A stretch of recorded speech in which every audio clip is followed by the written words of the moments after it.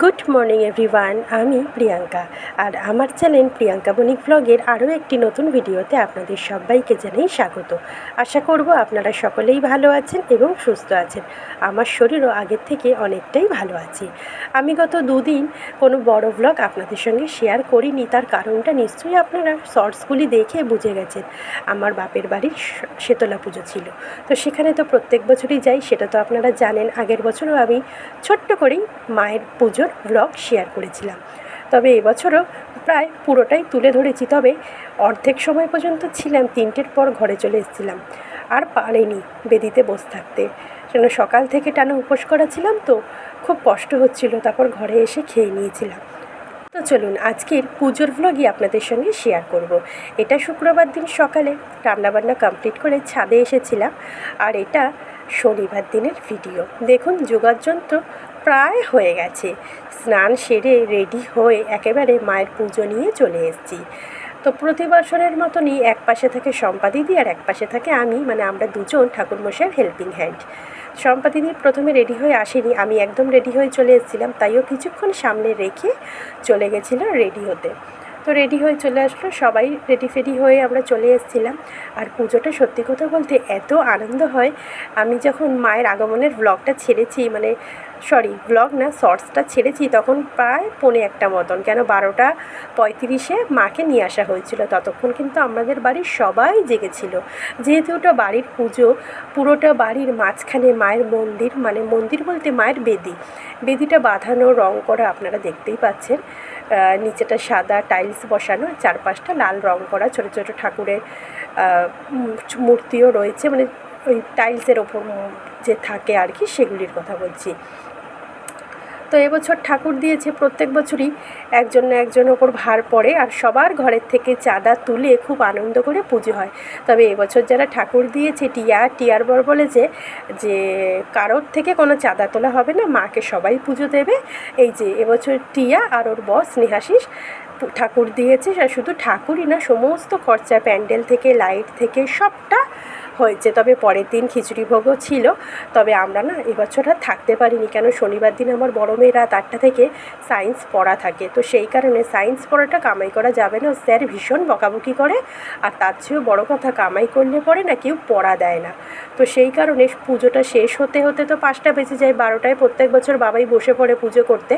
আর ওই যে ঠাকুর মশাই আমার থেকে অনেকটা ছোট, আমাকে দিদি বলেই ডাকে, তো আমরা ওকে বাবাই বলেই ডাকি। তো বাবাই বসে পড়েছে অলরেডি। এখন হচ্ছে সংকল্প হয়ে যাওয়ার পরে মেন পুজোয় বসবে। পুজো কমপ্লিট করে চলে যাবে ডন্ডি কাটতে সবাই। ডন্ডি কেটে এসে হবে ধুনো পোড়ানো, তারপরে হবে ধুনো পোড়ানোর পরে অঞ্জলি, আর তারপরে শেষ একটা আরতি। 2খানা আরতি হয়, ধুনো পোড়ানোর পর হবে যজ্ঞ হোম, তারপরে হবে অঞ্জলি। মোটামুটি অঞ্জলি হতে হতে 5টা বেজে যায়।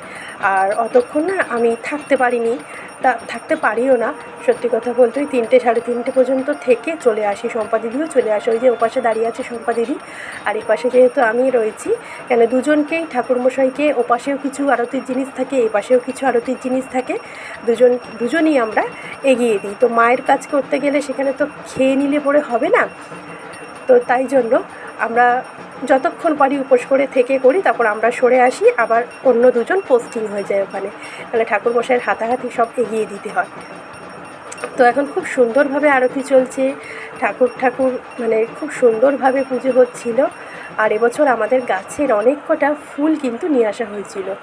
এবার আমার থেকে চাইছে কাপড়টা, কেন এইটা দিয়ে এই কাপড়টা ধরে চক্ষুদান হয়, আর তারপরে চক্ষুদানের পরে আবার কাপড়টা দিয়েও আরতি হয়। ওই যে বললাম, তারপরে চামড়টা দিয়ে হবে। শম্পা দিদি রেডি করে দাঁড়িয়ে আছে, আর আমি এ পাশে ক্যামেরা করছিলাম। প্রত্যেক বছর আমার বড় মেয়ে করে, তাই আমাকেও আপনারা দেখতে পান। এবছর আর বড় মেয়ে এত গরমের ঠেলায় আসেনি, এসেছিল, ঠাকুর প্রণাম করে চলে গেছে। বললো মা আমি আর ক্যামেরা ধরতে পারবো না। আর এবছর আরও একটা কি বলবো টান আছে, রাজারানী। তো রাজারানীকেও নিয়ে আসা হয়েছিল, মায়ের কাছে শুয়ে দেওয়া হয়েছিল। রানীর শরীরটা ভালো না, জ্বর। আসলে এই ওয়েদারে সবারই কিন্তু বেশ জ্বর সর্দি কাশি হচ্ছে। তো এই আরতিটা কমপ্লিট করে সবাই চলে যাবে ডন্ডি কাটতে, আর আমরাও তখন ঘরে চলে এসেছিলাম, এসে খেয়ে নিয়েছিলাম। আর থাকতে পারিনি অতক্ষণ, সেই টানা সকাল থেকে উপোস করেছিলাম। তবে আমার মাঠারা উপোস করেছিল, অঞ্জলি দিয়েছে। আমার মামিও প্রত্যেক বছর ধুনো পড়ায়, তবে এবছর মামিরও শরীরটা খারাপ দেখে এবছর মামি অফিসে ছুটিও পায়নি দেখে ধুনো পড়াতে পারিনি, আর সেই সময় যেতেও পারিনি। তাই ধুনো পোড়ানো, যজ্ঞর আরতি আর লাস্ট আরতিটা আর কি আমি ক্যাপচারও করতে পারিনি। এই যে দেখছেন ডন্ডি কাটা হচ্ছে, এটা এই মামি দুটো লাস্ট কাটছে, আরও সকালে মানে আরও আগে চলে গেছে সবাই। তো আজকের মতন আমি এখানেই রাখছি ভিডিওটা। আশা করি মায়ের পুজোর ভিডিওটা আপনাদের সকলের ভালো লাগবে, আর ভালো লাগলে পরে অবশ্যই চ্যানেলটা সাবস্ক্রাইব করে পাশে থাকবেন। আর সেরকমভাবে আজকের আমি কিছু কমেন্ট পড়লাম না, আগামী দিনে বা আগামী ভ্লগে আমি অবশ্যই কমেন্ট পড়ে সবার কথা বলবো, কেন বেসিক্যালি আমি কমেন্ট সেরকমভাবে দেখিনি, হয়তো রিপ্লাই দিয়েছি কিন্তু খুব মনোযোগ সহকারে দেখিনি। আজকের মতন এখানেই রাখলাম। ভিডিওটা দেখার জন্য সকলকে জানিয়ে অসংখ্য ধন্যবাদ। সবাই ভালো থাকবেন, সুস্থ থাকবেন, দেখা হচ্ছে আগামী দিন, ততক্ষণের জন্য টাটা।